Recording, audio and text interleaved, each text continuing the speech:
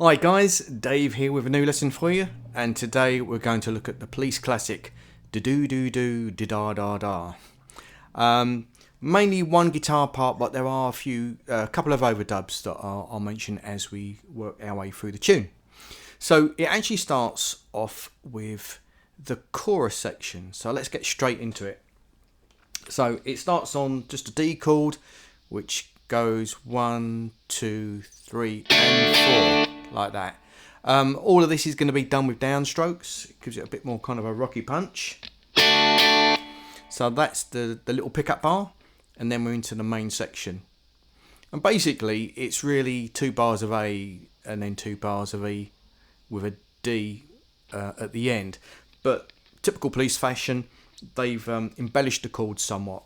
So the first one is going to be an A add 9. So I'll just bar with my first finger, and then you can either use your third finger or your little finger to play the third string. This will all be up on the tab, of course. And basically we're just going... So play it 4 times, and then pull off on the third string now. Then we get a little variation where we add our finger on to the D note on the B string. So I've kind of labelled this, say, sus4 add 9, but really it's quite a simple shape. Same idea, 4 strums, and then we're going to pull off the 2 fingers this time. Then we're going to go into an E add 9, and there's a little bit of a push here. You see a little strum at the end of that second bar, and it's just pushing into the chord. Now what he does here, he holds down the whole shape, but he strums just the bottom 3 strings, and then hits the treble side. So it's not, sometimes I see this written out and they've written it as 2 separate chords, but really he's holding down this E add 9 and he's just strumming different parts of it. Like that. And then the next bar, another 4 strums, and then we get that little D pickup again. So if I play it with the pickup, and I'll play through the whole bit. So you get 1, 2, 3.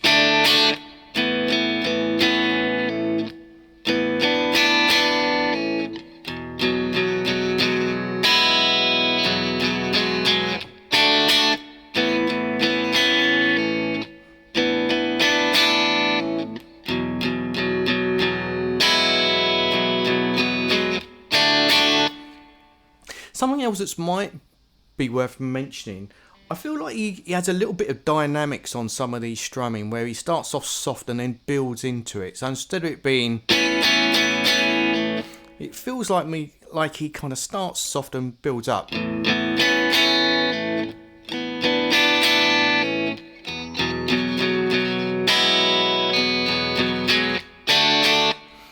Just something to consider if you want to add an extra layer of dynamics.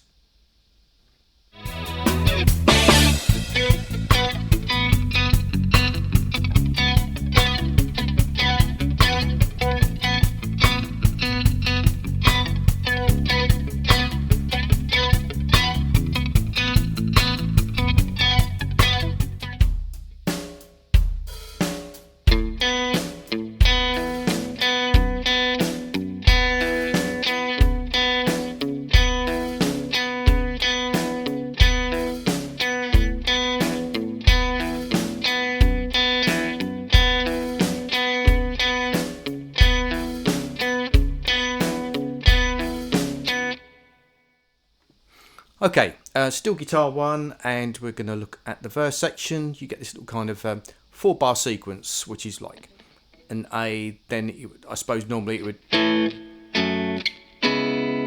Chord-wise, it's really just A for a bar, F sharp minor for a bar, and then like a C minor 7 for 2 bars. But again, Andy Summers and the Police, they like to embellish this a little bit. Nice little idea here. You've got 2 notes that stay on all the way through the 4 bars. So you've got a B and an E. And then they just change the bass notes. So you get this little pattern. Now, as far as how you pick it, it's palm muted. I've seen Andy Summers live do all downstrokes for this, which you can do. It'll give you a nice even sound. Or if you want to employ some sort of alternate picking, you could do that. I have a... How do I do it? I go... Yeah, I've got an interesting way of doing this. I kind of go down, down, and then two ups, I think. No, down. Oh, that's what I do. So I do a down, and then the next three notes, I go down, up, down. Same thing again. Then I finish on an up. And it just makes it easier for me to jump to the next bar if I end on an upstroke. Do this any way you want, honestly. One thing I would say as far as the way he plays it is the top note, that high B, he tends to play it a little bit harder, so it's got a bit more of a snap to it. Like that. You really hear that punching through the mix. Okay. And then it's basically the same idea, but he's replacing the bass note with an F sharp. And then for the next two bars, he changes that bass note to a C sharp. So you end up with a C sharp minor 7. Like that. And then he just plays through that sequence twice. So I'll put it together slowly.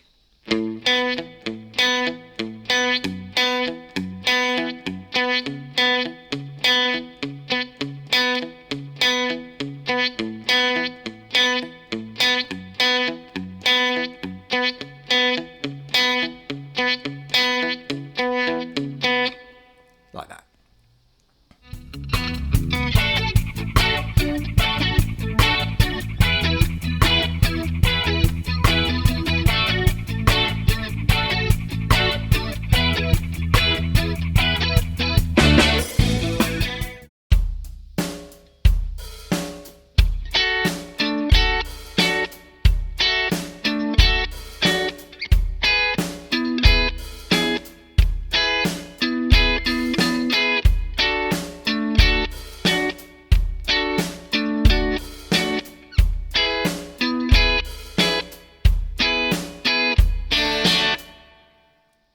Okay, now what we'd call, I suppose, the pre-chorus or the bridge.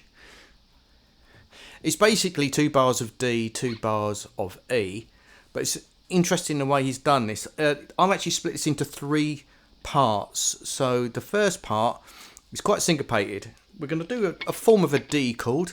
Again, it'll be up on the tab there. And again, it's a bit like when he plays the chorus, is that he's really just holding down a shape and then he's just strumming small parts of that chord, playing in different areas. So I've kind of done it in the tab, but don't feel like you've got to play exactly the same thing. I mean, live, he doesn't even do this. He just plays like big chords, like Pete Townsend, you know. But on the record, he does this more kind of rhythmic approach. So it's all down with downstrokes. The first 2 strums are actually off of the beat. So it's 1 and 2 and like that.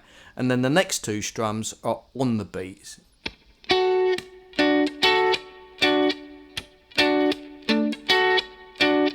Like that.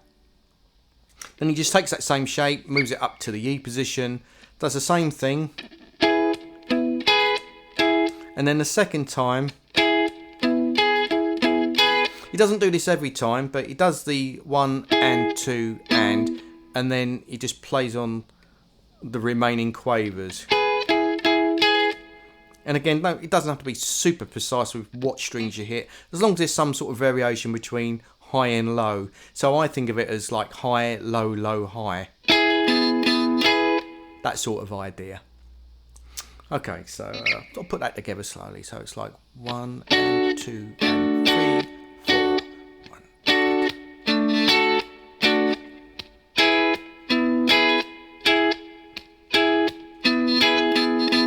Again.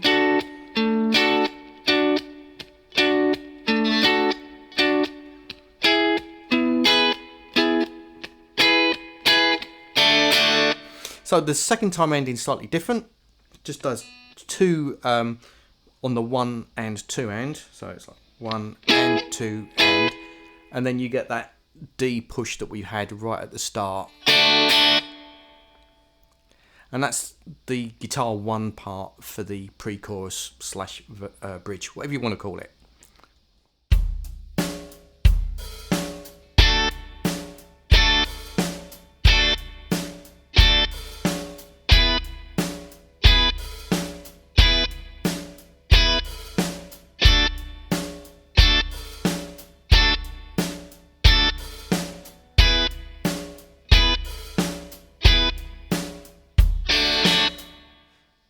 Okay, guitar 2 is just chopping on.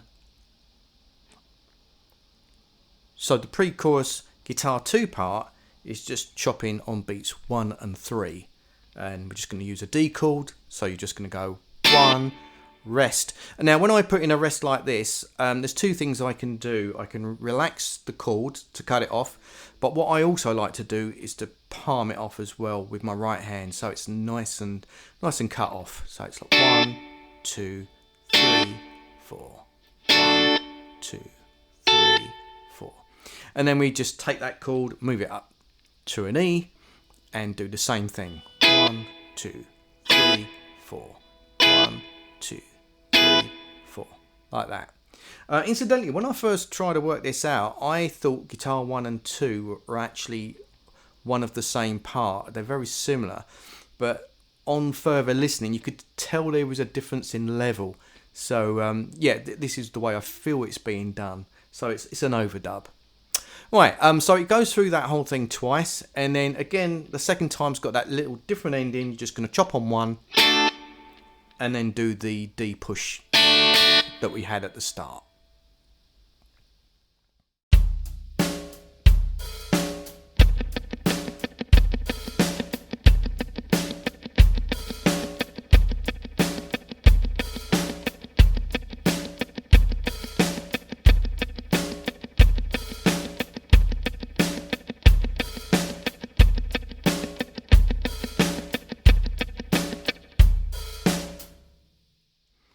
Okay, pre-chorus for guitar 3 is just a muted picking. And basically it's just playing semiquavers or 16th notes. The guitar's muted off. You can do this anywhere, wherever you think it's going to give it the right sound. And it's just a muted part underneath guitar 1 and 2. So it's just 1E and a 2E and a 3E and a 4E and a... Now, when I first tried to work this out, I thought it might have been the result of them putting a delay on the guitar and giving that 16th note effect. But whenever I tried it with a delay on it, the sound wasn't quite right. So I do believe this is actually an overdub, and it's just a scratching. You can do this on any string you want, like I say, it's just an effect really.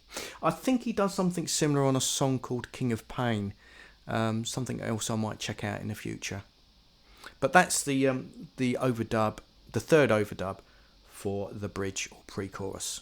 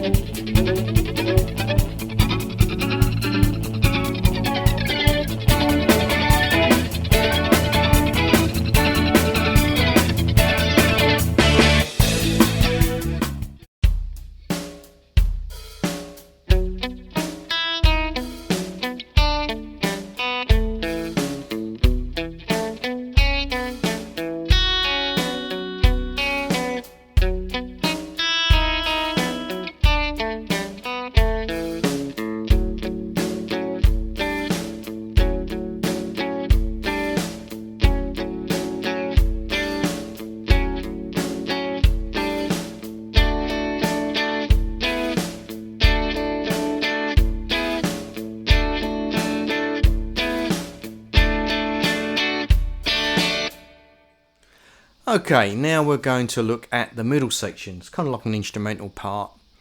and it features kind of a palm muted arpeggio section.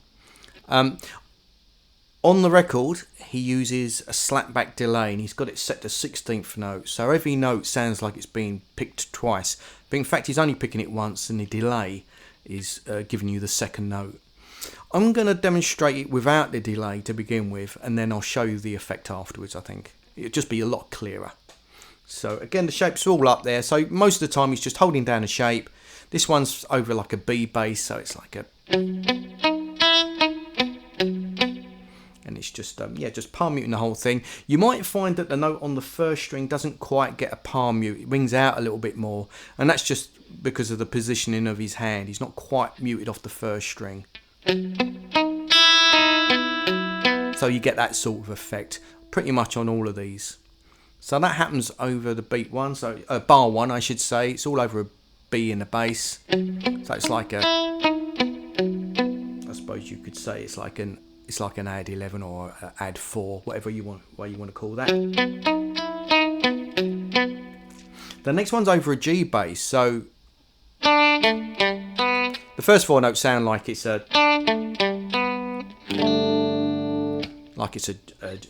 G add 9, and then he puts an A arpeggio over the top of the G bass.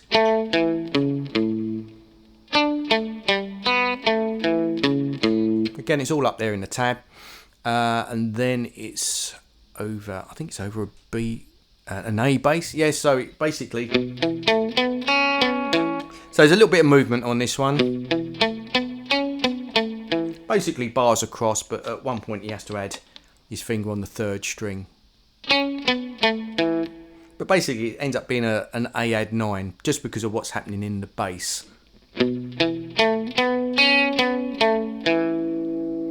And then the next bar is over an E bass, but you end up more like a B sus2 chord, but with an E in the bass.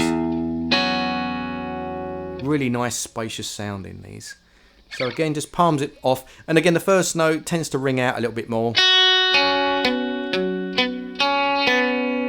like that. Then he repeats the first bar again, almost the same. Little variation there, again in the tab. And then the second bar is the same. And then you end up with this kind of build up over an A bass. So he's playing an open A string all the way through.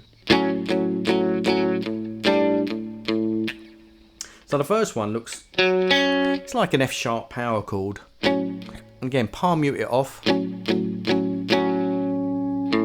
Then now and again you go down to the bass string again, and then we just move the chord up one, and you get, which would be a G5 power chord, but with the A in the bass it becomes more like a 7 sus4. A 7 sus4, I think. Like that. Does that 4 times, and then keeping that A in the bass. Now this is interesting because I think the bass guitar plays an E, so you end up with like a D over E effect and then to an E chord. But the guitar still plays an A in the bass. Quite often it's missed out on these transcriptions, but yeah, so he's still keeping that A bass going. Little D triad. And it's the same way that we treated the previous power chords, but now we're doing it with these little triads. Like that. Does that for 2 more bars, and then on the 4th bar just does it 4 times, and then you got that little D push, just like we had at the start of the song. And that is guitar 1 part for the middle section. Oh, one thing I forgot to do was demonstrate that part with the delay. So like before, and I'll just do a little bit of it. So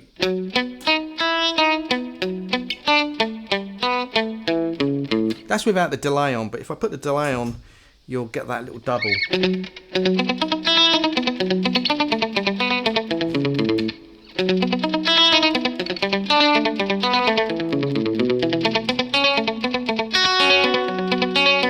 So So you can see it's not exactly right, but you get the idea.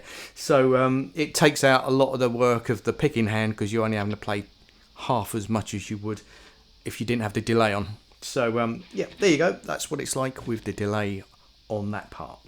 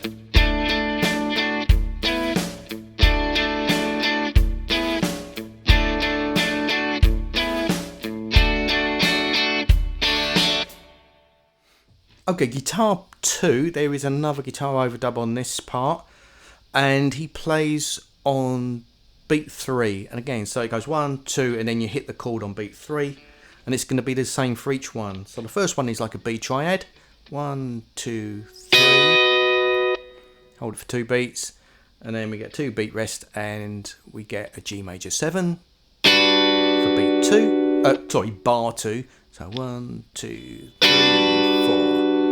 Then we move that up to an A major 7 for the next bar. 1, 2, 3, 4.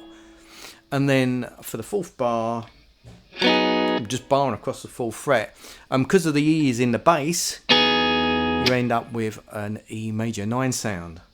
But the guitar only plays the first 4 strings. So 1, 2, 3, 4. Then it goes back up to the B. 1, 2, 3, 4. Down to the G major 7. Now, not entirely sure if this is correct, but I think what he does is he almost doubles the guitar 1 part, but for the first 4 bars, I think he's just pulsing on the open A string, palm muting it, playing it as 8th note, so 1 and 2 and 3 and 4, and just to kind of give it a more solid underpinning, I think, to the other guitar part. So the first 4 bars he just does that, and then I think for the final 4 bars of that middle section, he's just doubling guitar 1's part.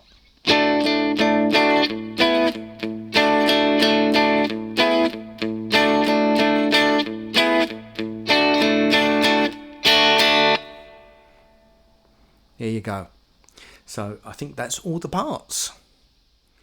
Okay, now we've gone over all the guitar parts. I think it's only fitting that we talk about the effects and the general settings that I think he's using, because Andy Summers did love his effects.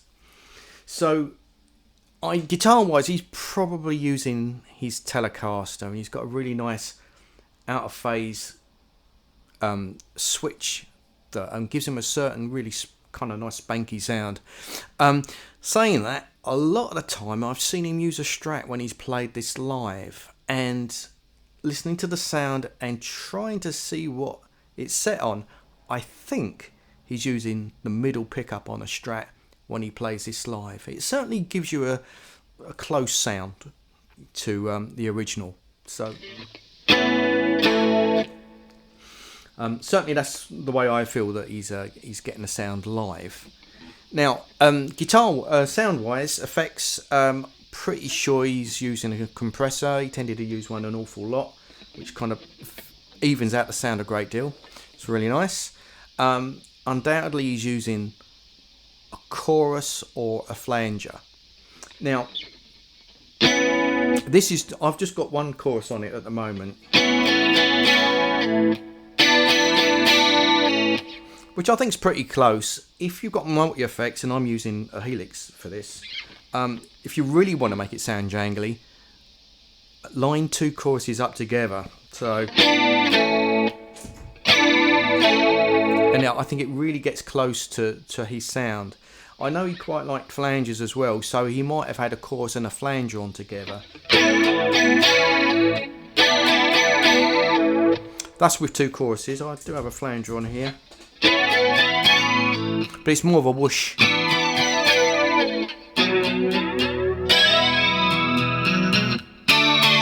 So yeah, let your ears decide what you prefer the sound of. But yeah, that's what I did on the original demo I did. I actually used 2 choruses in a row to really thicken out that sound. Of course, another way you might have done it on the record is just double tracked it, which would have given you a similar effect. Anyway, that's the kind of the sound for the chorus. Now, for the verse, I think he's just using a flanger, still with a compressor, and I think he's got a little bit of a slap back delay on it, or a room sound on the reverb, which sounds a bit more like this. So you get a bit more of that kind of almost like a phaser sound on it.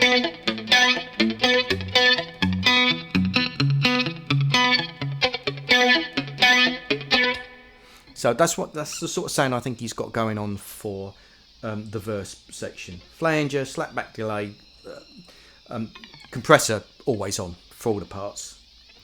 When he goes into the pre-chorus, I think he's gone back to the sound that he uses for his chorus. He's using just not the flanger or the slapback, but just the chorus and compressor sound. So back to that.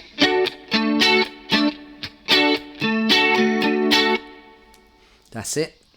Other than that, the only other setting I got is for the middle section. Like I mentioned earlier, he's got this slapback. Here we go. Where it's just set to 16th notes. So just a single repeat at 16th notes. So you get that little double. And he's probably got his chorus and flanger on for that as well. So you get that.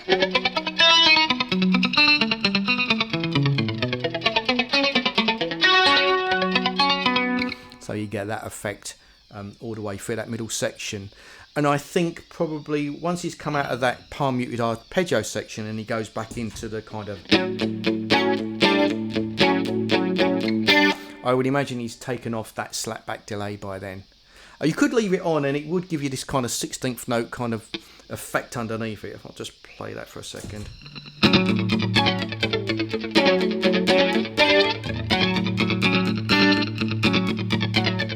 So you could do that, you could leave it on, but I think on the record he doesn't need to. I think it's more like that. Okay, I think that is everything. If I've missed anything out, I'm sure someone will leave a comment down below for me. Okay, yep, that's it. So I hope you enjoy this one, get a lot from it and have loads of fun. Cheers guys, see you again.